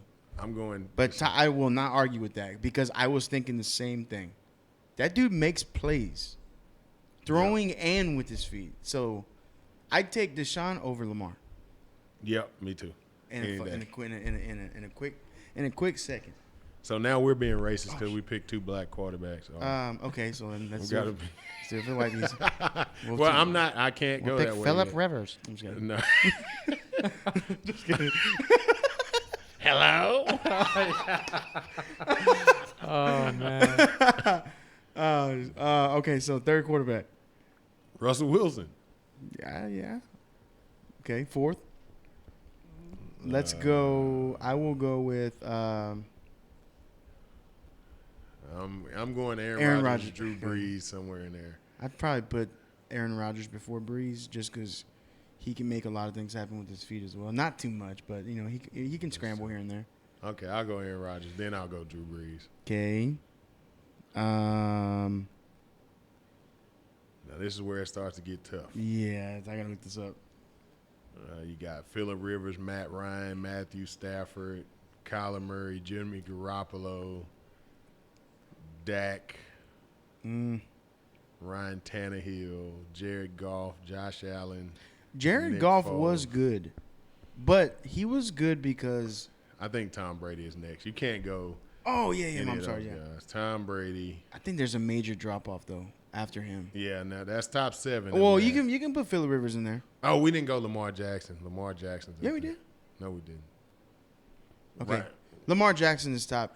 He's We got right now. He would be 8. So you got Pat. people are probably getting pissed off right now. I'm not on the page. We got Patrick Mahomes first, Deshaun second, Russell Wilson third. We went Aaron Rodgers fourth. We went Drew Brees fifth. Did we go Tom? I don't know if I'm going to go Tom Brady over Lamar Jackson at 6. I'm gonna go Lamar Jackson. I guess it depends what you 6. want. You want a throwing quarterback. You want a running quarterback. I'm just saying the order that I would take these people right now. I would Okay. take Lamar Jackson before I took Tom Brady. Okay. So I'm going to go Lamar Jackson 6, Tom Brady 7. Now 8 is where it gets tricky. You want Dak, you want Ben Roethlisberger. Big Ben he's way down on my list, probably in the 20s at this point. Phillip Rivers, Matt Ryan, I'll take Matthew Phillip Stafford. Rivers. I'll probably take Matthew Stafford. I don't know. He's all right. 8, it seems kind of high. I want to drop. I don't want them to be in the top 8. I want to go 10 more spots and then start again. Because there's a clear drop off. I'll take Cooper Rush. There really is a clear drop off right there. Realistically, Cam Newton would probably go in the spot right here, but he's not even getting a starting job. Dude, that's crazy. That is ridiculous. That's crazy. That Cam Newton can't even get a starting job in the NFL. After winning the MVP. I think we may have to do our guest next week because it's getting late. Yeah, man. So I'm thinking I'm gonna message him and be like, you know what, we're good. We're gonna throw you on next week. Hey, I got somebody we can call. What kind of question can we ask? Oh, you gotta get a crazy question. Let's do a prank call. I'm gonna prank call somebody. I want to get an idea of what to say.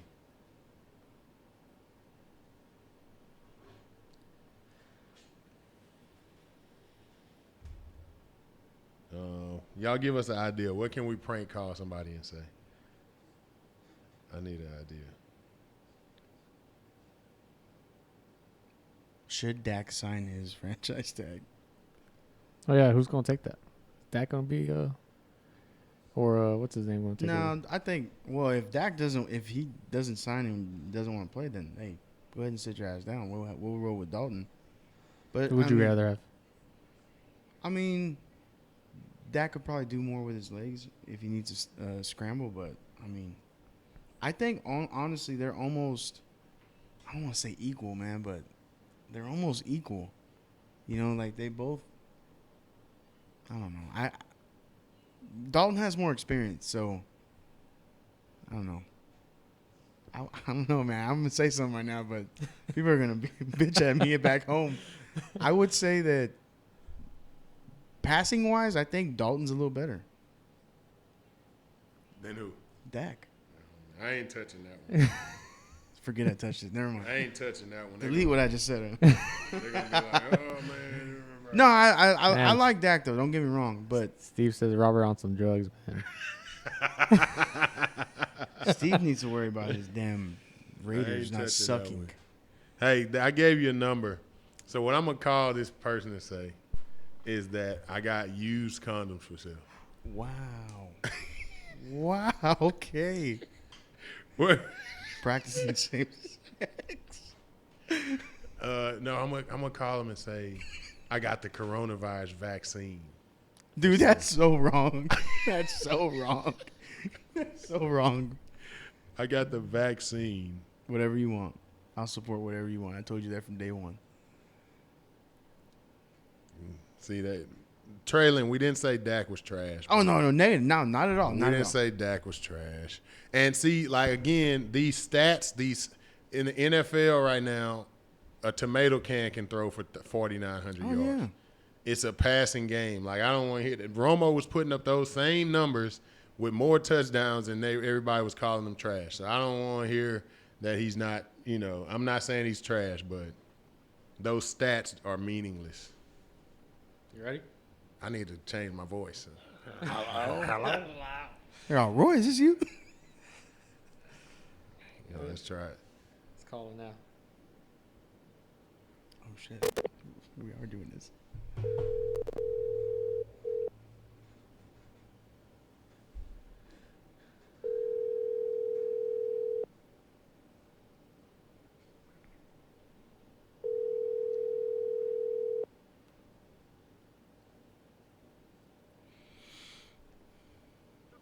Hello? Hello? Hello? Yes. Do you need the corona vaccine? Give it to your mama.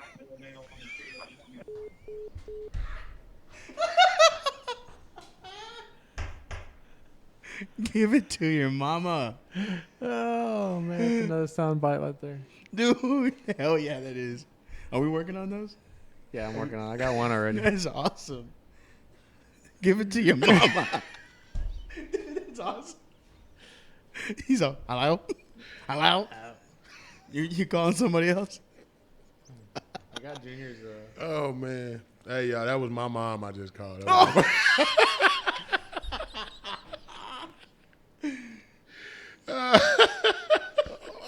shit. Oh, shit. She said, give it to your mama. What a savage. And hung up. Oh, shit. Oh, man. Oh, that's awesome. I think I got Junior's sound bit from last time. Oh, man. Hey, boy, that shit is funny. Our guest is ready. You down? You ready? Yeah, let's call him. Let's do it. Go ahead All right. and call him.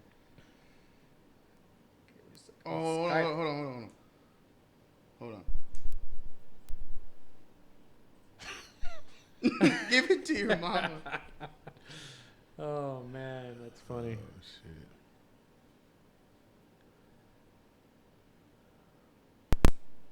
shit. Give it to your mama. Does she know you were calling? No. She don't know that number. Give it to your mama. I'm surprised she answered the phone. Oh, shit. Oh, shit. That's funny. Hold on. So I got Junior's. Let me see if I play. Let's see. Hold up. I'm about to look up the stats. Dax. Buenos días, ¿cómo estamos? Estamos aquí en vivo del el podcast Check Down. Check Down. Aquí en Houston, Texas. Tengo una pregunta para usted. ¿A quién elige? ¿A Michael Jordan o a LeBron James? And then click. Podcast check down. Hey, that shit is funny, boy. Oh man, it's funny. I'm still working on the hello. Yeah, we're going to do it next week for Carson. But he is our student athlete of the week. And we can have him finish off the week with us next Wednesday. Started as a freshman for Reagan High School. He was on the Friday Night Tykes, if I'm not mistaken, for the San Antonio Outlaws. He's like all over the battle.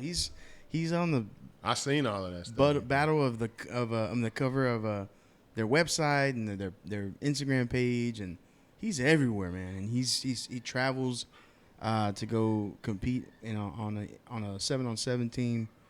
He was at the UA All-American Youth game, if I'm not mistaken. Somebody on here put that Dak is the black Alex Smith. Damn, I wouldn't even say he's Alex Smith, bro. Man. I'd take Alex Smith quick. He was damn good. He had the Redskins in first place. People forget how good Alex Smith was. No, at he Utah. was. Yeah. Man, yeah. He had. I didn't even know he had an old Urban Meyer coaching him. I didn't even know that. Oh, we got a sports event, man. Who's watching UFC this weekend? I'm not. You're not I going didn't to watch even it? know it was on. Is that gonna happen Yeah. on the island? Is it live? Like everybody's available to go? On that island or what? I don't think you can go. Last But time I heard he was trying to do that private island deal. This is just gonna be fighting and promotions. That's it.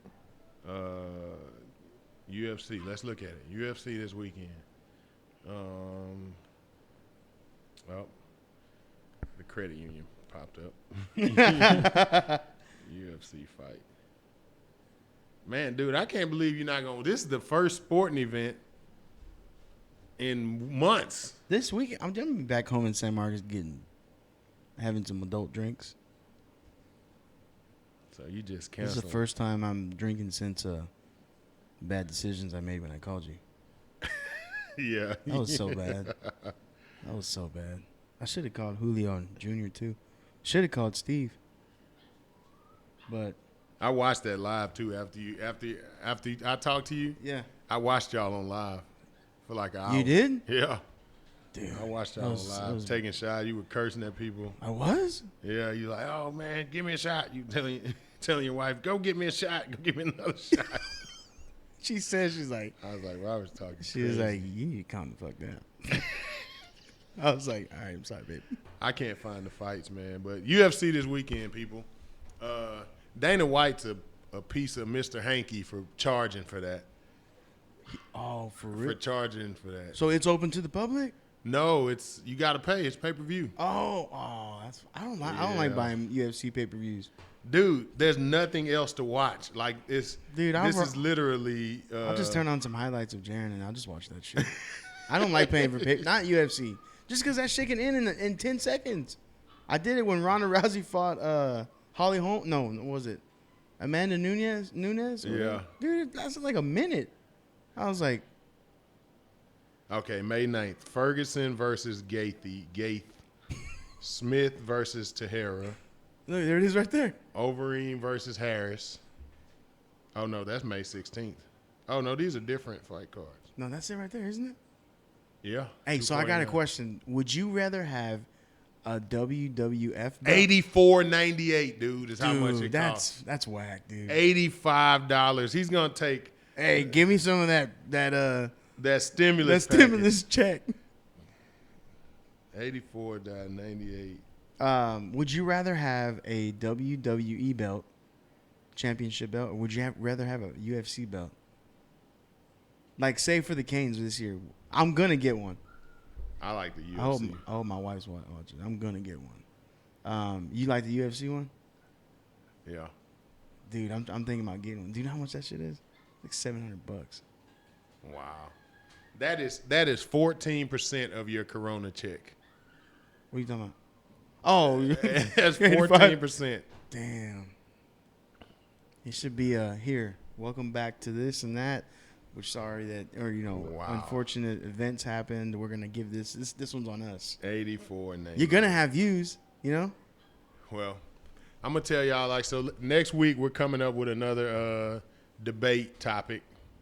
We're gonna debate something else. I don't know what yet. I had fun during the debate show, listening to all the people who thought they knew something but they didn't really know something, including Steve. Our very own Steve. Steve Hey, Know-It-All Medina. I don't know, man. Steve argues. Steve is a good, he shoots his argument out there, and you can't move him. You can't budge him. Yeah. That's the best thing about, you can't budge him off of his argument. Yeah. So you can argue with him all Respect day, that.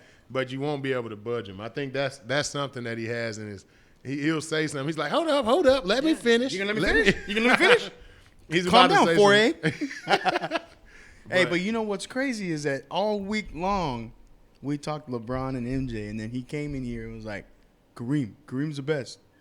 I was like, dude, Yeah. you can't do that. Yeah, he did. So- He did change his argument, But yeah, it's all love. It's all love. well, we had our caller that didn't call in. You gonna let me finish? You gonna let me finish? No, I'm not. I'm not. I'm gonna cut you off. That's exactly how it is. Yeah, It's all love, though, man. Next week, debate, and we'll have our caller next week. Yeah, he's in the high call. school. He had something come up. David Robinson, the GOAT. David Robinson is the GOAT in my book. I'm sorry. I don't care what y'all. He's the greatest Spur of all time. No, he's not. Who's the greatest? Tim Duncan. Tim Duncan. I'm just saying, if I start a list of basketball, Then let's do that. How about that's our next debate? David Robinson is going to be in my number one spot.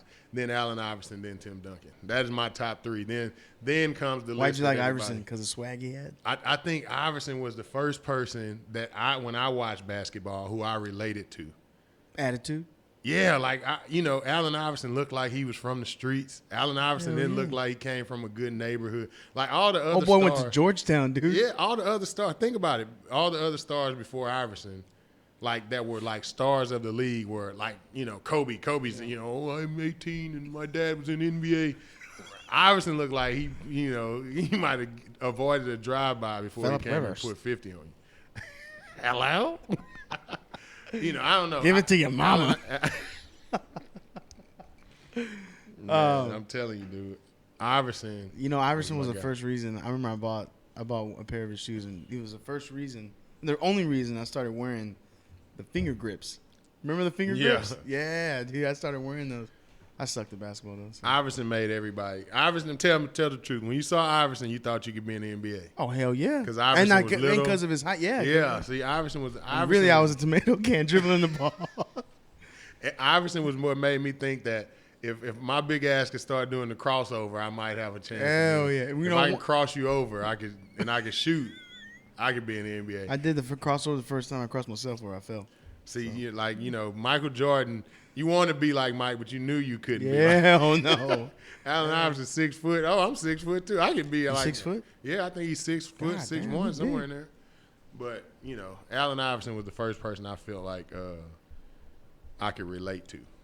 What about you, Julio? Did you like Allen Iverson? It was like whatever. No, whatever. Whatever. Yeah, whatever. One of those nights. Ilial from Philadelphia. Hello. Hello. Yeah, man. Well, You good? I'm good, man. Another solid show. Hey, man, Tristan, man, we're praying for you, bro. Yeah, definitely, man. Definitely. Appreciate everybody. If y'all haven't reached out to Tristan, man, you know, every little bit of support counts, man. You know, he might not reply, but that doesn't matter. You know, you reach out to him. Ladies and gentlemen, we have Junior Aguilar in the building. Man, I got something to say. Oh, Uh-oh. shit. We have an encore right now. Who? Hold on. No, you're on. It's on. It's on. All right.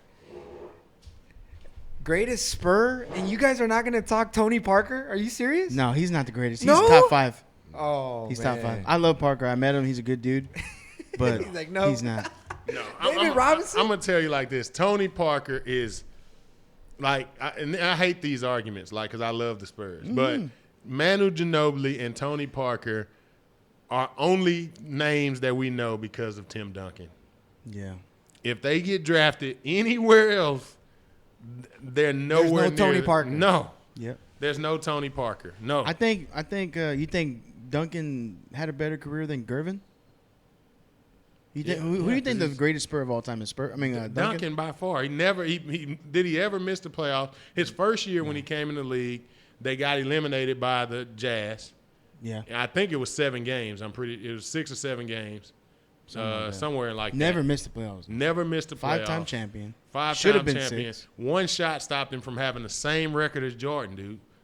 He's one jump shot. Okay, so Jordan Duncan. Just don't.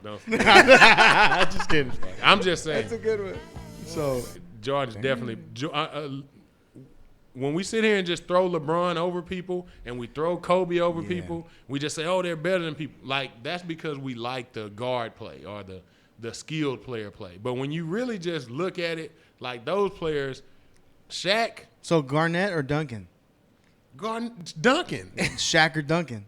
Duncan. Okay, because there's people that have an argument that those two guys are better than Duncan, right or wrong? I've heard of that before. Yeah. But it's because people like flash and flick. Like Yeah. Shaq, if Duncan had the same swag as Shaq, like if Duncan had, let's put Duncan in Iverson's Yeah. body, right? Let's give Iverson Duncan success. People are calling Duncan the GOAT. It's because Tim Duncan dressed like a lame. He has a lame demeanor. Like he's a lame personality. So he doesn't get. Tim Duncan came up number 4 on my all-time sports fashion. Y'all remember? Did y'all see my Yeah. Facebook Dude, that post? was It was number terrible. 4. But hey, swag, dude, swag. Tim Hey, I Duncan was number 1 though That on shirt's a mine. blanket for me. A1 was number 1 for Tim me. Duncan was horrible, man. He's a tomato can at dressing, but I had braids because of AI. You had braids? Yeah, 6. So you were a 7th grade. cowboy and you had braids? I had He was a braids, Cowboys man. fan, ladies and gentlemen, and he had braids. Tell me I don't have that picture up there, man. hey, You be putting it up there? Oh, yeah. Damn. With my lunchbox, man. my boy Stop messing said with my me. list that I put on Facebook was trash. Which one? My top basketball players because I didn't have Akeem Olajuwon on it.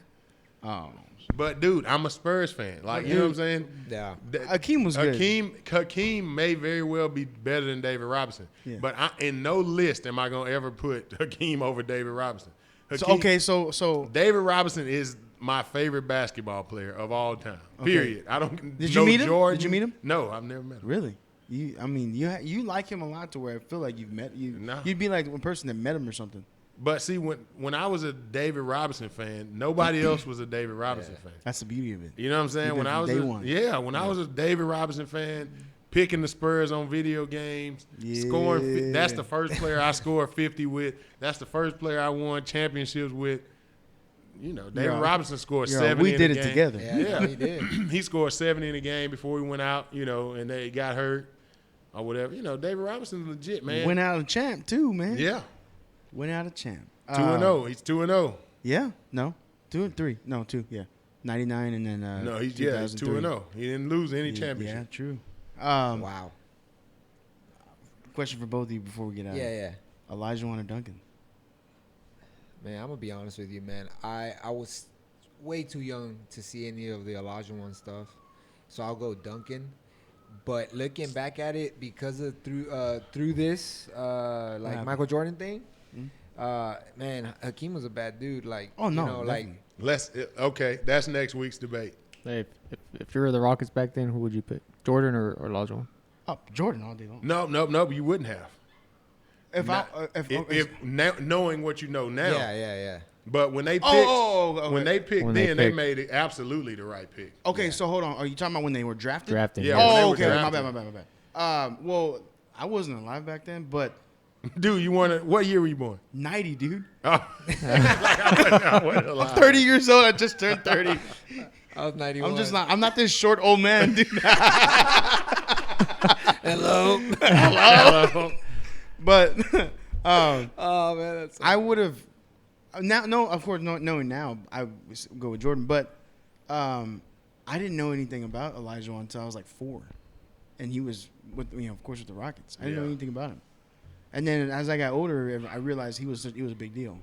But the way next week is Duncan or Elijah on. Duncan or Olajuwon.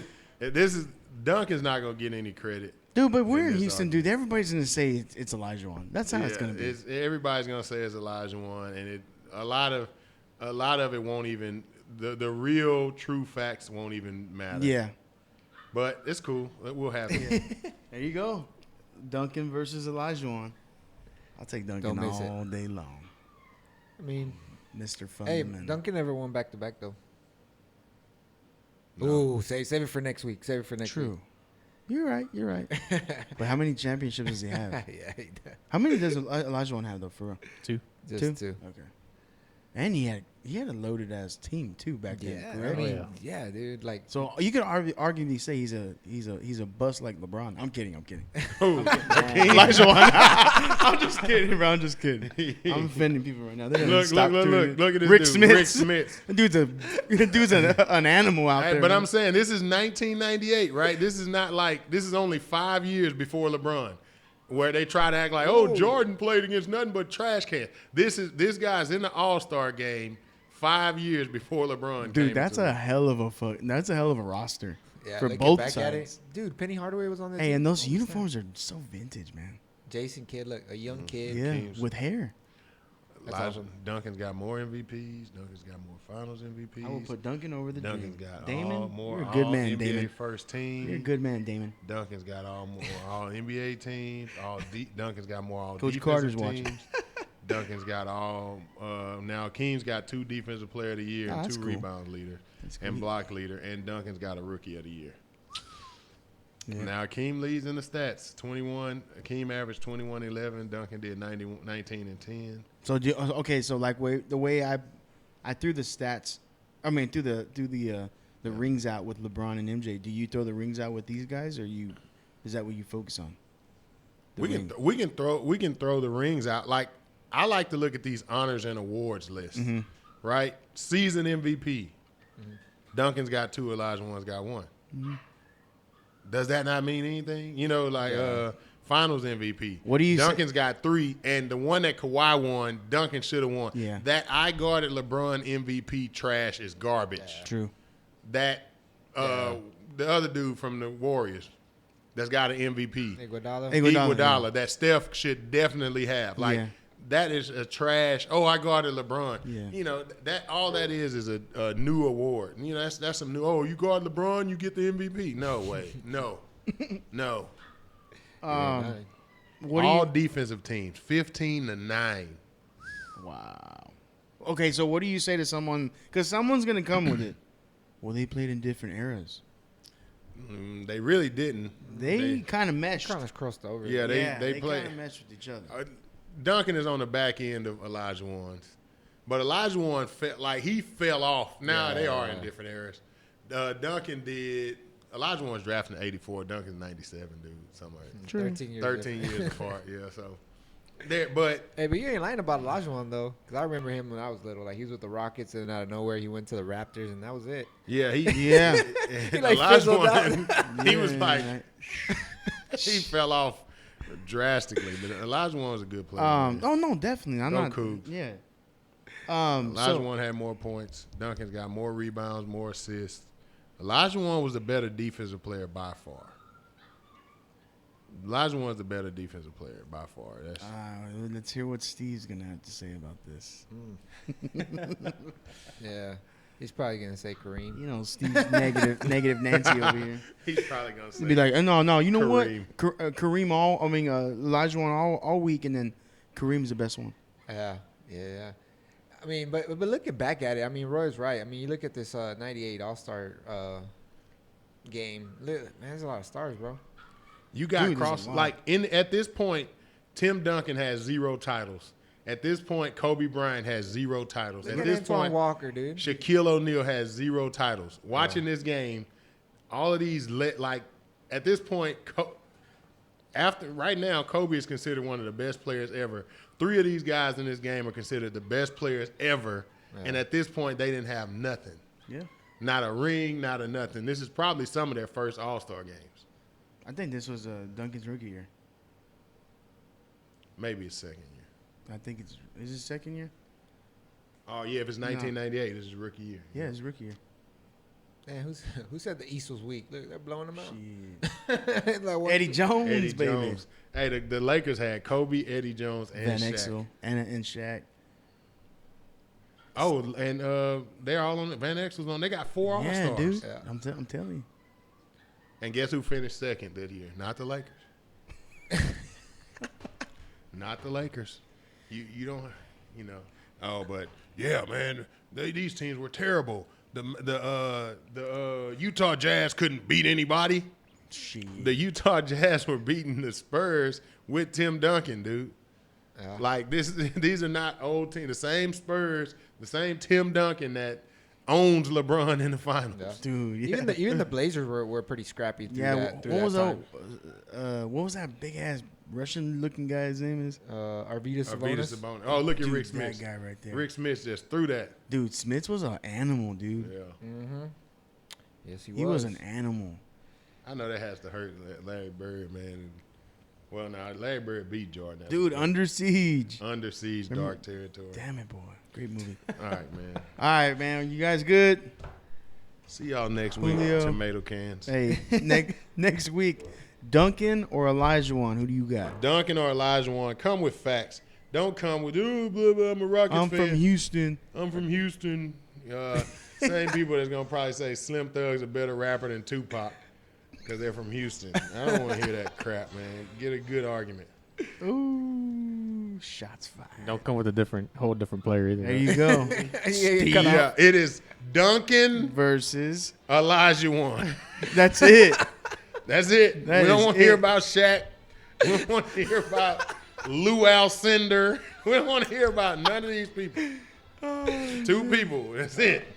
Julio, Junior, you good? Man, great show, guys. Appreciate it. Great show tonight. Julio, appreciate you, Yep, bud. yep, great Staying show, guys. late up every Wednesday with us. 21 episodes. I'm going to call Deion Sanders and see if we can get him on. 21. time. Do it. Do it. I'm going to bother him all week. All week long. Hey. All right. Well, All right, man. y'all have a great week. Next week we'll have our guest on, our student athlete of the week for this week. Get your nominations in. Be sure to follow us on Instagram, Facebook, and subscribe to our YouTube channel. Thanks for tuning into the Check Down Podcast, HTX. I'm your host, Robert Lopez, with Roy, Jr., and Julio. Have a great week. Good night.